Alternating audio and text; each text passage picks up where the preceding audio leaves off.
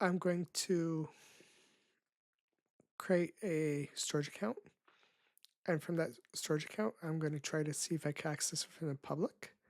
And I should get access denied from VNet 1 with VM1, which has a private endpoint. I should be able to access the storage account.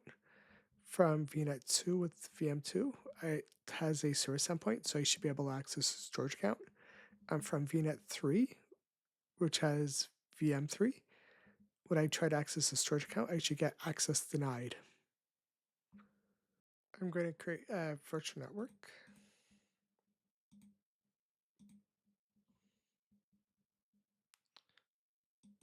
I'm going to select the private access resource group. I'm going to name this VNet 1. I'm going to leave the security as default. And for the IP address, I'm going to change this to -24.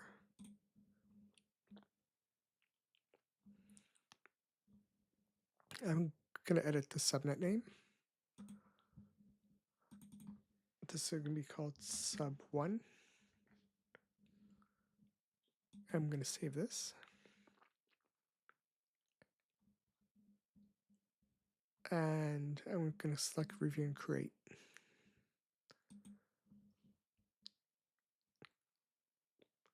I'm going to create the other two subnets and go over them, or VNets.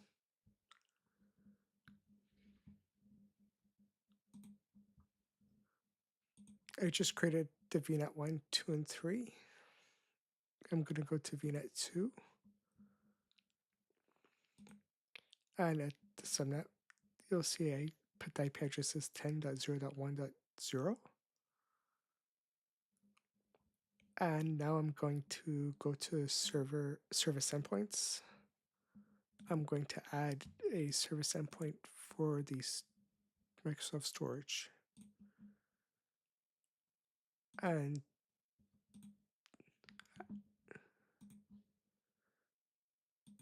for subnets, I'm going to select subnet 2.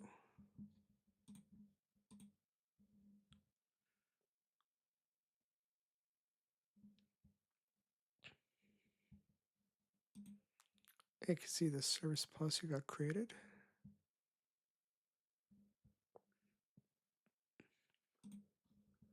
And VNet 3, the subnet IP address is 10.0.2.0. Now I'm going to create the storage account.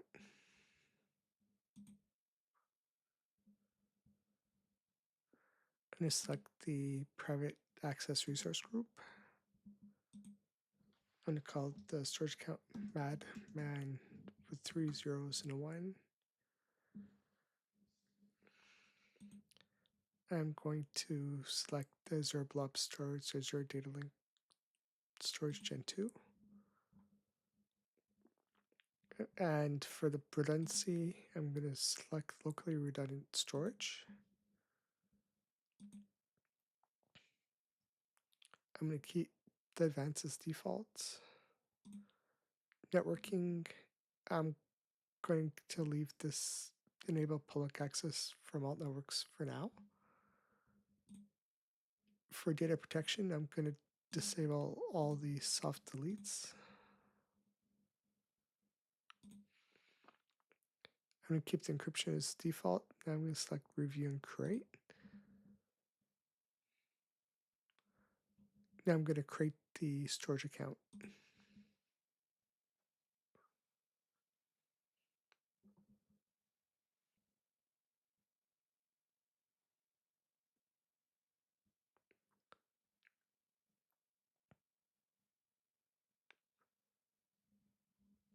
Now I'm going to go to the storage account. Under networking, I'm going to create a private endpoint. I'm going to call the endpoint madman with 3 zeros and a 1 dash blob.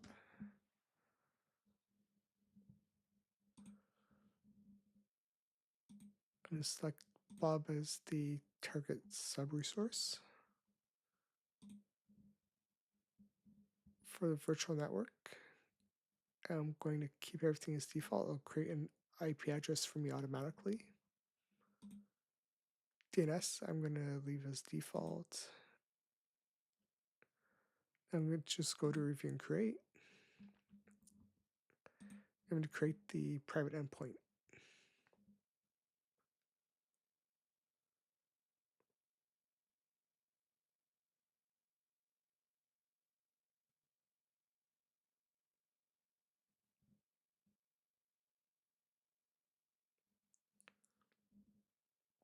I'm going to go to the private endpoint. So you can see the VNet for the private endpoint is VNet 1, subnet 1.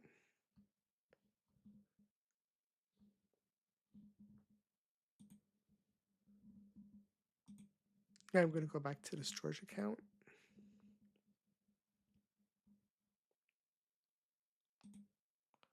I'm going to go to container. I'm going to create a new container. I'm going to call it data.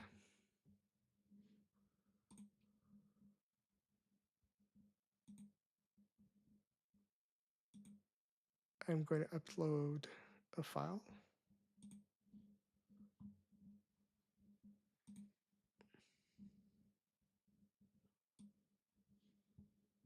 It's going to be called test.txt. I'm going to go networking. I'm going to disable the public network access.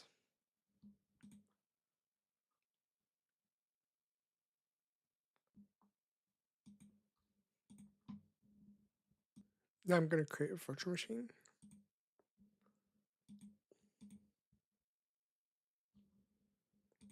I'm going to select the private access resource group.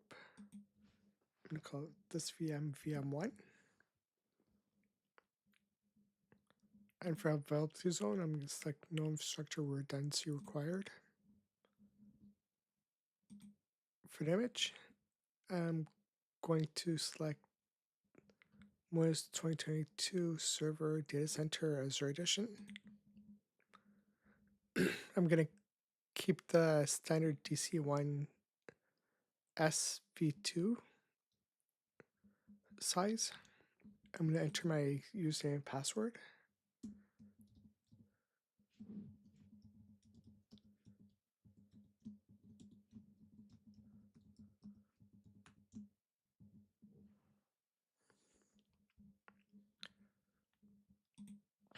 For disks, I'm going to select dev and test.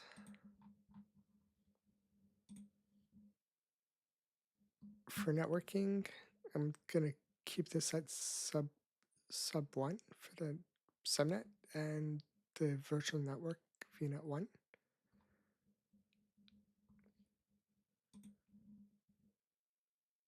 I'm going to leave all the rest of the settings as default. So I'm going to go to review and create. I'm going to create the VM1, and then I'm going to create VM 2 and 3 and put them in their respective VNet and subnet.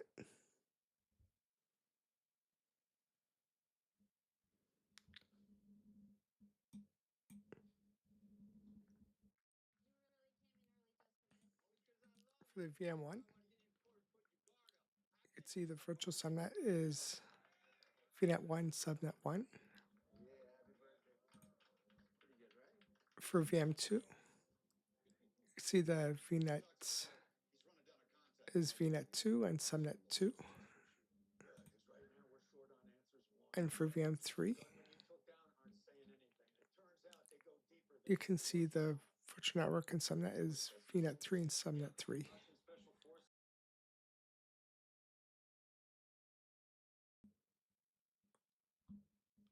I'm going to go back to the storage account, and under shared access signature, I'm going to select allowed resource types, service, container, object.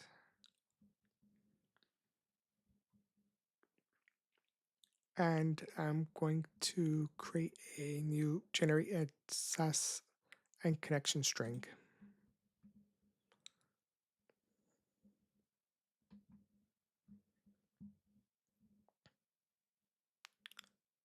So I care about this one for the blob, so I'm going to copy it.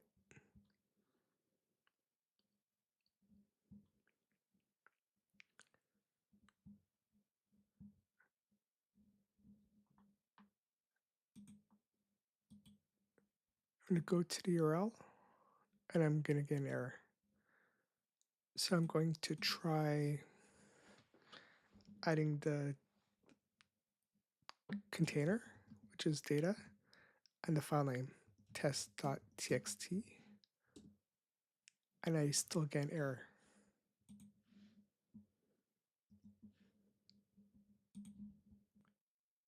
So for VM1, I can access the storage blob from storage 2, but for VM2, I get the request is not authorized to perform this operation. And from VM3,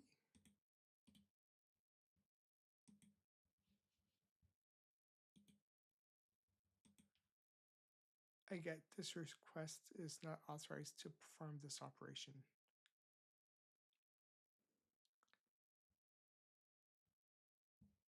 And from my browser, I get this request is not authorized to perform this operation.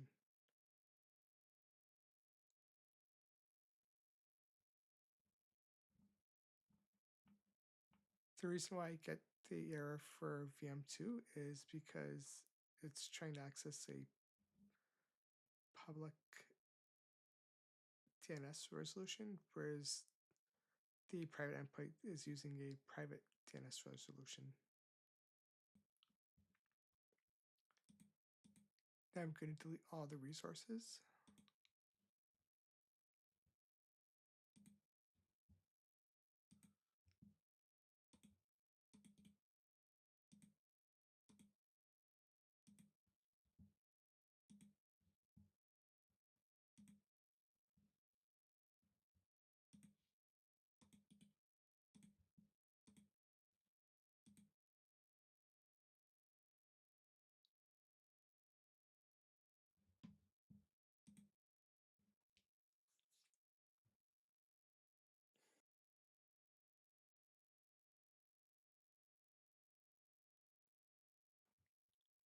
The resources have been deleted, and that concludes my demonstration.